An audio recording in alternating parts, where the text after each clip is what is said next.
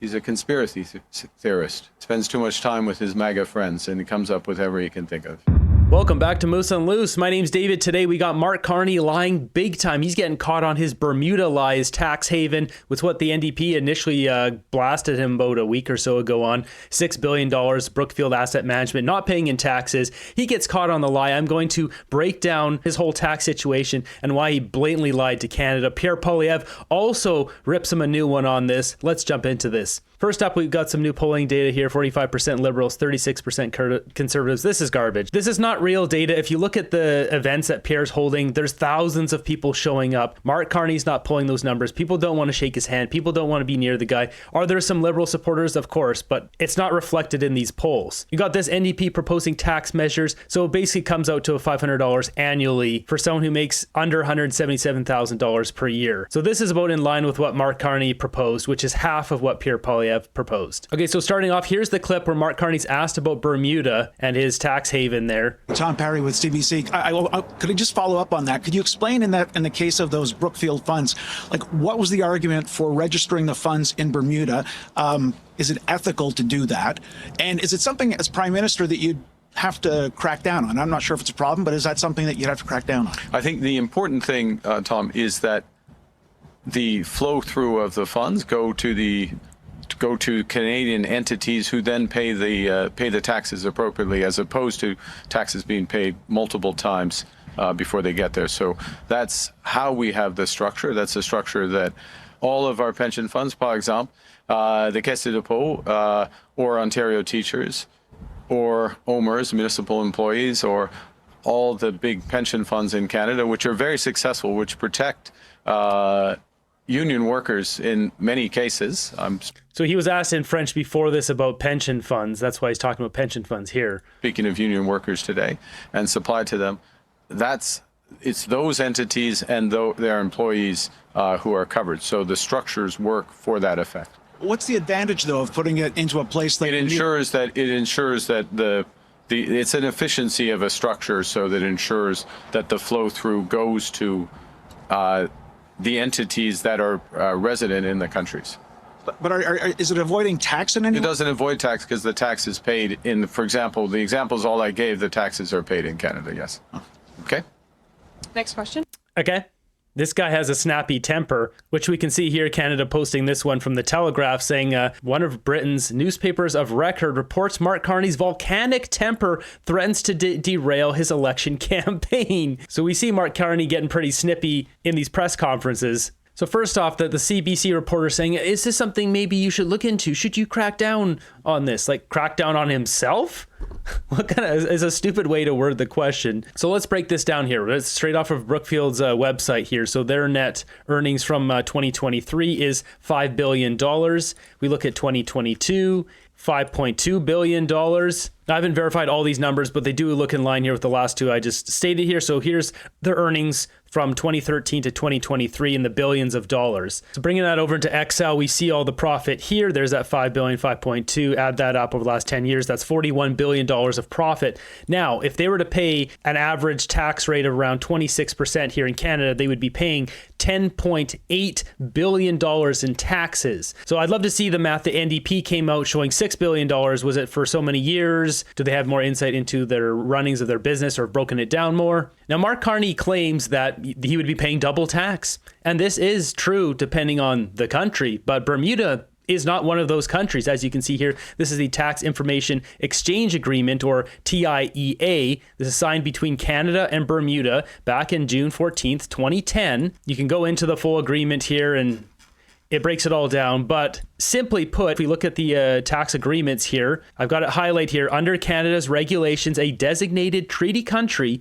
so any country that has these agreements, which includes a jurisdiction with Canada as a TIEA in effect, this enables Canadian foreign affiliates, residents, and carrying an active business in a TIEA jurisdiction to be eligible for exempt surplus treatment of their earnings, enabling them to repatriate profits to Canada without incurring Canadian tax. It's as clear as day that if they have their company based in Bermuda, because of the agreement with Canada, they pay zero tax, big goose egg. Now, there is a few exemptions to this. If it's active business, like Brookfield managing assets, they qualify for this. They don't pay any tax, $0, because it's based in Bermuda, and Bermuda has zero corporate tax. If it's passive income, then they'll pay amount of that based on the tax rate. Canadian tax rate for corporations varies, but because it's a federal amount, which is 15%, and then you add on, say, 8% for Alberta or 11% for other provinces, it's roughly around 26%. If it's a corporation under $500,000, then it drops by about half. It's about 12%. It's 9% federal and 2 or 3% provincial. Since it's a big corporation, well over $500,000 of profit, it's in that normal tax rate about around 26%. But because it's based in Bermuda, they pay zero. As seen here, exempt surplus. And just to show this here, TIEA agreements, there's numerous ones around the world, Bermuda, there. And that's why we have all these, usually it's like Cayman Islands, it's ones in the Caribbean. Liechtenstein is a popular one, Panama, San Marino, St. Lucia, St. Kitts, etc. There's a bunch of these, but these all have different corporate tax rates. Bermuda just happens to be zero. Now, how Bermuda benefits from this is they get a lot of corporations setting up their businesses there, and then they charge really high fees to set up these corporations, manage these corporations, all that kind of stuff. So they make back end a lot of money on that, having this big money around town. Also, big money ends up spending money around those areas. It helps build their businesses and coffee shops and real estate, all that in those areas, because they're situated there. A lot of those people maybe have a headquarters there. They buy land there, property, etc. Just to solidify this, all these light blue dots are countries that have tax agreements with Canada. The yellow ones are information sharing agreements, but not necessarily tax reductions, and the gray dots are no tax treaties.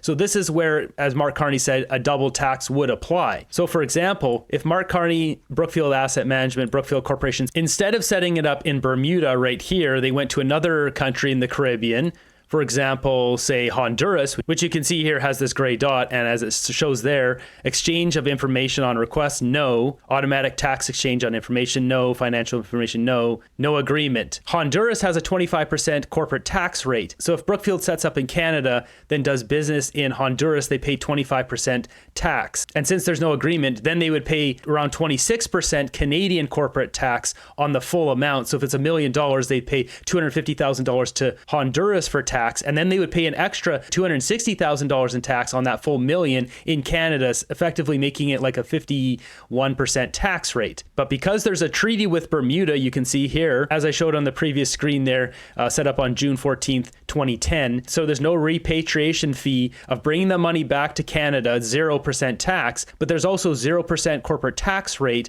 It means Brookfield pays 0% tax. So on that $1 million, they pay zero. Now, they probably do pay some tax because, once again, there's active income and passive income. Passive income is not exempt. So they would still be paying 26% roughly on the passive income. How much of Brookfield's business is passive income? I don't know. But either way, they're dodging a lot of taxes, and they're not paying double tax, because you can see here, Bermuda is one of these countries that has a tax exemption treaty. I can show you here. So we got Honduras corporate tax rate. Resident company is 25% of the net taxable income. There's other countries too. You can see here, TIEA. This one's for the Cayman Islands. This gets complicated too per country, but this one goes into talking about how Barbados has a convenient tax saving jurisdiction for many Canadian businesses, where foreign affiliates based in Barbados would be subject to local corporate tax rate of 2.5% on active business income. So they've shopped around the world and they found the best deal, and that's in Bermuda. That's why it's based there. This was all exposed on this website here, Offshore Leaks. And as you can see here, if you look in Brookfield, you can see Bahamas leaks, Paradise Papers, Paradise Offshore leaks,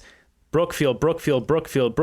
I don't know if all of these Brookfields are on different arms of the Brookfield Corporation, Brookfield Asset Management, or Brookfield Renewables, but a bunch of them are. And as you see here, Bermuda. It's a lot of tax evasion. That's what this is. Mark Carney is an A+ tax evader, period. And he's a liar. He just lied to Canadians with this nonsense here, because there's no double tax being paid in Bermuda, period. And just to show this as well, they have this on the National Post. Bermuda, which has historically imposed no taxes on business profits and capital gains, is common stopping point for complex business ventures that cross multiple jurisdictions. Mark Carney knows this. He hopes that his sound bites don't reach too far when he's found out to be a complete liar. Pierre Poilievre had some words for him too on this. Thank you very much. So I was asking the gentleman, who's a very informed journalist, whether he knows what Mark Carney's investments are. And he said, no, that's not his fault. That's Mr. Carney's fault. I just point out that It's incredible that even the journalists who follow this stuff very carefully do not know all the conflicts that Mr. Carney admits that he has. Now, he claims that somehow this money goes funneled through a Bermuda tax haven only to come back to Canada. Well, why wouldn't he just leave it in Canada in the first place? If it were going to be taxed in Canada, he wouldn't need to funnel it through Bermuda. I don't know. How many of you funnel your investments through Bermuda before you bring them back to pay taxes? I think the answer is zero. So if it was all based in Canada, he'd be charged at around a 26% tax rate based on which province it's set up in. Just take a quick look at it here. So we've got the federal rate here being 15%. There's Alberta with 8%, so that's added on top. So that would bring it up to 23%. If the corporation is based in BC, it would be the 12 plus 15, 27%, or Ontario would be 26.5%. And so Mr. Carney makes these workers who are struggling to pay their bills pay full taxes in Canada while he ships his investments off to Bermuda to dodge his obligations to this country. That's money that should be going in tax revenue to fund our schools and our hospitals, but instead it's going to pad the pockets of millionaires and billionaires like him. He thinks that taxes are just for the little people, not for big shot bankers like him. This is exactly the wrong kind of experience we need in a prime minister, and the worst kinds of conflicts of interest he will use. He says, by the way, he says he knows how the world works. He thinks he knows better than all these hardworking people behind me. I can tell you they know a lot of things that he has no idea about. I'd like to see them. I'd like him to come in here for a day and try to do their jobs. He wouldn't make it through 1 hour. Oh, wait, I will say it. And for merci beaucoup. He says he knows how the world works. He knows how to make it work for him and against you. And that is exactly what he will do as prime minister. The answer to the other question was whether I have investments in tax havens. The answer is no. After President Trump began threatening our economy, I sold my investments in foreign economies, and now I invest in Canadian stocks and Canadian companies. I like that he's straight up and honest about this. He didn't have to be honest about this. He could have tried to hide it. Would they have found out? I like that he's straight up about it. My money home to this country, and we will, in our platform, be cracking down on the types of tax havens that Mark Carney has used to cheat the system. We will ensure that the fancy big bankers pay their fair share. If waitresses and plumbers and mechanics have to pay taxes in Canada, then the big shot bankers should have to pay taxes here as well, and that is how it's going to work when I'm prime minister. Anyone who votes for Mark Carney is an absolute buffoon. You have to be completely delusional at this point to even fathom the idea of casting a vote for Mark Carney. Throughout your career, you've repeatedly said that CPP benefits were too generous, that premiums were too high. Your announcement today sounds like you're supporting the status quo. So I'd like to ask what's changed. And as well, we're just hearing that President Trump is expected to announce auto tariffs at 4 o'clock today. So I'd like to get your response to that. Thank you. We will protect CPP, OAS, and GIS for age 65. The retirement age will remain 65. You will get all your CPP, all your GIS, all your OAS at age 65 under a new conservative government. I like that you clarified that, because that was Harper's policy to increase that to 67. The Conservatives have to all vote in a line. They tried to nail Pierre on that. He wasn't prime minister back then. As for President Trump, my message to him again is knock it off. These tariffs are simply causing chaos in markets. They're dislocating workers on both sides of the border. Stop threatening Canada with tariffs. Stop talking about our sovereignty. Our two countries have been two wonderful friends over centuries. Jumping over to CBC, listen to this. We've got one of the worst, Janice McGregor, the ultimate mouthpiece for the Liberals. Listen to them trying to justify Mark Carney's dirty Bermuda tax evasion. Yeah, and really interesting here this morning to see our colleagues, our Francophone colleagues, very in deep, sort of in the questions about the way he misspoke about the Polytechnic shooting, for example. I'll show you that one afterwards. So Mark Carney referred to the wrong place. There was a mass pew pew event and he referred to the wrong one, which is embarrassing. Let's get to that second. The Brookfield stuff first, though. As you mentioned, our colleague Daniel LeBlanc out this morning with a story about the way Brookfield Asset Management used tax havens for a number of its clean green tech investment funds. We are all in this campaign going through a bit of an education in terms of global asset management and how this works. But essentially, the nature of the story is to highlight that sort of, as the chairman of the board of this global asset manager, some of the how do we smooth this over for our master? Sort of funds that sort of he ultimately was overseeing were making use of things like Caribbean kind of tax havens to shelter their investments, let them grow tax-free. Mark Carney, though, when taking questions about this today, sort of walked us through kind of how this works and why Canadians should sort of think about this in a more nuanced way. Because he pointed out that people who manage the investments are in kind of the asset management game, including the assets of very ordinary working class folks, like the teachers' pension plan in Ontario, for example, Quebec's Caisse de Dépôt. These are people who manage kind of the pension. Yeah, you heard all about the management in my last video, the pension plan. Mark Wiseman wants his fingers all over that. Money of a lot of Canadians, kind of very ordinary Canadians, not all rich and wealthy people. But they put some of these sort of holdings in tax havens. Why? Mark Carney explained today. It's because they don't want it to be taxed twice. Eventually, this is income that will be taxed in Canada. But if it was... Not necessarily. It depends on the country it's coming from. And it depends on the treaty connected to it. They could have done some basic fact checking and found this themselves.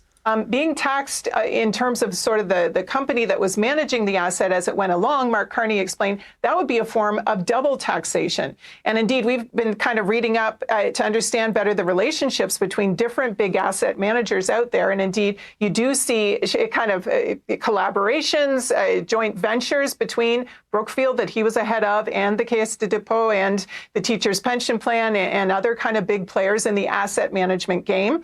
And he's not wrong when he says that the strategy here is to shelter it while it's growing in the fund so that it is taxed when sort of the individual people pull it out as a form of their retirement savings. And the idea that this is only something a haven for the wealthy or for a wealthy corporation is actually misunderstanding what's really going on here in a sense, because there's a lot of like ordinary folks' pensions kind of involved in this kind of bigger investment world. So Mark Carney trying to sort of walk people through that in terms of... Yeah, sort of walk through his tax evasion. We got it. Understanding how Brookfield would be proceeding in terms of, competing for that. And this is just awful. These people are despicable. Just the worst. Janice McGregor. Awful. It's not investing in Canada no matter how you shake it. Notice the comes when the hard truth or a lie. It's rather hilarious to see her trying to explain anything about tax havens. Anyone looked at Carney's Irish citizenship? It is a known strategy for folks wanting to get a soft landing on taxation for their international investments. That is interesting. Something to look into. Tax avoidance is tax avoidance. Avoiding tax on their profits, not pension fund taxes. CBC Mark Carney's propaganda wing. Next up, we got Pleb posting this one here. Pierre Poilievre talking about Canadians first. Canadians should always get jobs first. You ask a very good question about the issue of temporary foreign workers. I think first and foremost, we need to make sure Canadians get the jobs. Canadians first, always Canadians first. And that includes those seniors who choose to work. They should not be punished. They should get that $34,000 tax-free plus lower income tax. So what Pierre's talking about here is another policy he unveiled today, which we can see here. Imagine this. You've worked hard for 40 years, built a life, raised a family. You're ready to step away from the full-time grind, and you've earned it. But that doesn't mean you're ready to hang up the skates entirely. You're in good shape. You want to contribute. You want to mentor young workers, lend your knowledge to a local business, or maybe just work part-time to structure the days and provide a nice little bit of extra income. But there's a problem. Every dollar you earn comes at a cost. Right now, the government claws back seniors' benefits and taxes their earnings, meaning they often work more to bring home less. For example, if you're making $25,000 a year and decide to work a little more to bring that up to $35,000 a year, You could lose up to half of your additional earnings in clawbacks and taxes. Also, seniors are punished for saving and investing with mandatory withdrawals from RRSP that impose higher taxes on them. Our seniors should not have to work, but nor should they be punished if they choose to. We should reward rather than punish work for all Canadians. My government will support seniors and let them control their own lives. Right now, seniors get a basic personal amount that's tax-free up to $15,000. Today, I am announcing that a common-sense Conservative government will increase the basic personal amount for working seniors to $25,000, meaning seniors will be able to earn an additional $10,000 of employment income tax-free. And this will save a working senior making $35,000 a year an extra $1,300. Also, we will not raise the retirement age, and this will not affect OAS, GIS, and CPP payments. So he just mentioned that in the press conference. This is a good policy, increasing the limit here, tax-free. Hitting them out of the park here daily with Pierre Poilievre. And here's that story about the Polytechnic, Mark Carney completely fumbling. Mark Carney made a blunder the other day that I don't think is getting enough attention. He was speaking about one of his candidates, Nathalie Prévost, who is a survivor of the École Polytechnique massacre. Not only did he get her name wrong in English and in French, he got the name of the school where the massacre happened wrong. Nathalie Prévost à Montréal. Nathalie Prévost, who, out of the tragedy of the shootings at Concordia. Now, I happened to be finishing high school when that attack happened last year. Mark Carney's a few years older than me. He would have been finishing university, maybe going on to grad school. But Mark Carney didn't go to school in Canada. He went from Edmonton to a university degree in Harvard, then off to study in Oxford, then he worked around the world for Goldman Sachs. Why doesn't Mark Carney know that the École Polytechnique massacre happened at the École Polytechnique and calls it Concordia? Because the guy hasn't really lived in Canada for a whole lot of his life. That's a mic drop right there. That's what happened when someone has more knowledge of Mr. Dressup than of one of the worst M words in Canadian history is parachuted in to be the Liberal Party leader. Exactly. Next up, we got a clip here, Brian posting this one showing how Mark Carney, in the middle of a sentence, he just gets frustrated with his French and just says, as he says here, screw this, and just finishes answering in English. As he says here, you'd think someone running for PM would work harder on their French. I mean, this guy just canceled his second French debate. Clearly, it's a major problem for him.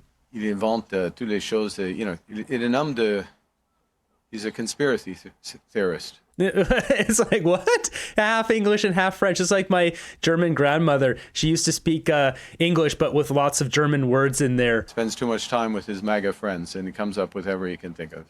Okay, so there we have it. Mark Carney caught lying. Again, what are we up to? 10, 11, 12 major lies now since he's started the Liberal leadership race. The guy's a chronic liar. He can't tell the truth. He's clearly got serious ties to China, big money. And as I'm going to show in my next video, there's a lot of dirty money ties. Money is disappearing. Where is it going? Nobody knows. Maybe Mark Carney knows.